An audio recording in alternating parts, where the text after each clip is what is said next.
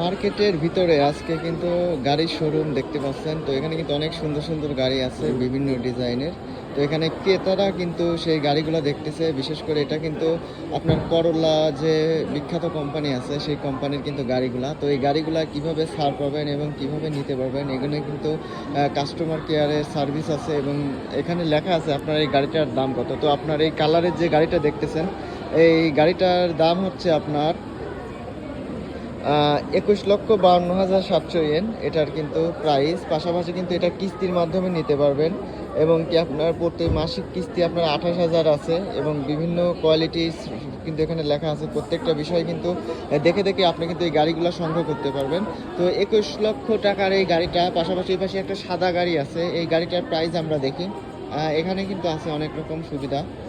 এটা হচ্ছে 25,65,000, এটা হচ্ছে 25,65,000। তো জাপানে সবার গাড়ি কেন জানেন? কারণ কি জাপানিজরা অনেক সুবিধাভাবে গাড়িগুলা কিনতে পারে এবং তারা কিস্তির মাধ্যমে বিভিন্ন উপায়ে কিন্তু এই গাড়িগুলা প্রতি মাসে নিতে পারে। তাই সেজন্য কিন্তু তাদের অনেক বেনিফিট এবং তারা কিন্তু বিভিন্ন ধরনের গাড়ি, বিভিন্ন মডেল এবং বিভিন্ন কোটি কোটি টাকার গাড়ি কিনে থাকে। এই সিস্টেমটা হচ্ছে একটাই যে তারা কিস্তির মাধ্যমে অনেক সুবিধাভাবে গাড়িগুলা ক্রয় করে থাকে। এই জন্য কিন্তু এই যে একটা বিশাল গাড়ি দেখতেছেন এটার প্রাইস হচ্ছে আপনার মাত্র 33 লক্ষ।